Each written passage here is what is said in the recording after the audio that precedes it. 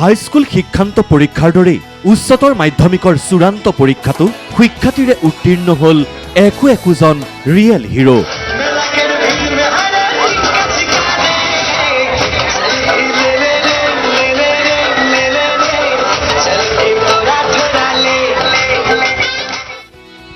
আৰ্থিক দৈন্যতাক একাষৰীয়া কৰি প্ৰখৰ মেধাশক্তি, একাগ্ৰতা আৰু ধৈৰ্য শক্তিৰ বলত আমাৰ এইসকল ৰিয়েল হিৰোৱে আজুৰি আনিলে সফলতা।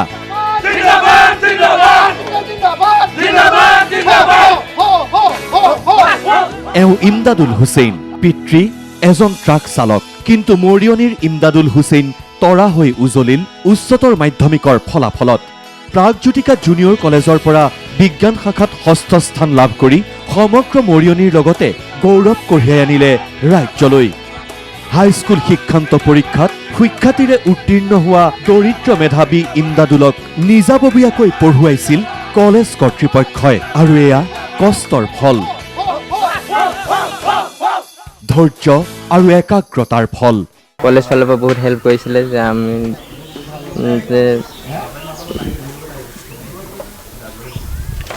মানে ইকনমিক কণ্ডিশ্যন ইমান ভাল নাছিলে। মেট্ৰিক পাছ কৰাৰ পিছত আমি মানে প্ৰাগজ্যোতিকাত পঢ়াৰ কথা ভবা নাছিলোঁ। তো বিপিন ছাৰে মানে এইটো হেৰি ল'লে, আমাৰ লগত কণ্টেক্ট কৰি পেলাই তাত মানে 2 বছৰ বিনামূলীয়াকৈ পঢ়াম বুলি মানে কথা দিছিলে। তেনেকৈ পঢ়ালেও, তো সেইটো কাৰণে মানে এক্সপেক্ট কৰিছিলে যে মোৰ ফালৰ পৰা ভাল ৰিজাল্ট এটা, তো সেইটো দিব পৰাৰ কাৰণেও ভাল লাগিছে। আমি নথৈ আনন্দিত। আমাৰ সকলো শিক্ষক শিক্ষয়িত্ৰী, ডিৰেক্টৰ্ছ, প্ৰিন্সিপালছ, সকলো ষ্টাফৰ কৰ্মৰাজিৰ ফল এয়া। দহৰ বাবে আদৰ্শ আৰু প্ৰতিভা হৈ জিলিকিল নলবাৰী কমাৰ্চ কলেজৰ প্ৰতিভা। বাণিজ্য শাখাৰ চূড়ান্ত পৰীক্ষাত নলবাৰী বাণিজ্য মহাবিদ্যালয়ৰ পৰা 7ম স্থান দখল কৰি বোকাৰ পদুম হৈ ফুলিল প্ৰতিভা বৈশ্য। প্ৰতিভাৰ পিতৃ সাধাৰণ এগৰাকী জাপি শিল্পী। অসম বিখ্যাত ফুলাম জাপি তৈয়াৰ কৰি পিতৃয়ে কোনোমতে চলাই আছে ঘৰখন।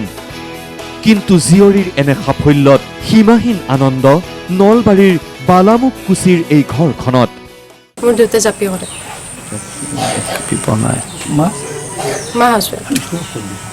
খুবেই ভাল লাগিছে আৰু ছোৱালী মানে নাম থাকি থকাকৈ পাছ কৰিছে, সেইটো মোৰ কাৰণে আনন্দৰ এটা। এই আনন্দ সফলতাৰ আনন্দ। এই স্ফূৰ্তি সহপাঠীৰ সাফল্যৰ স্ফূৰ্তি।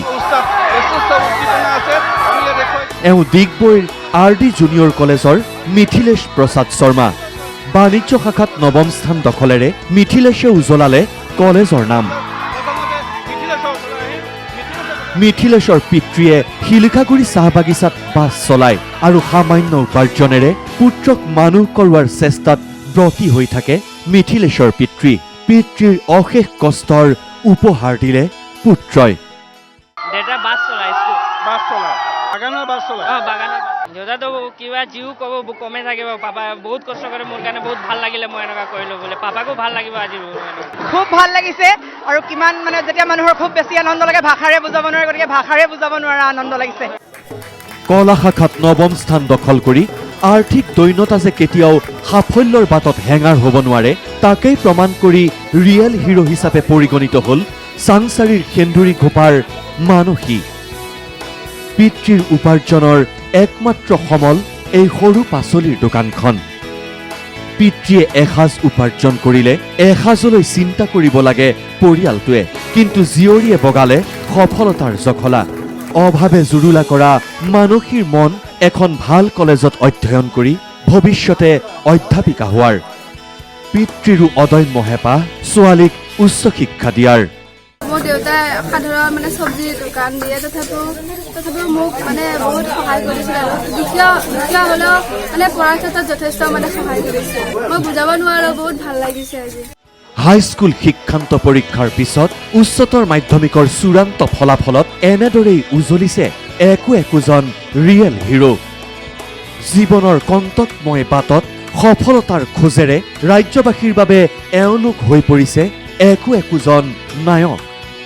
Bureau report, news live.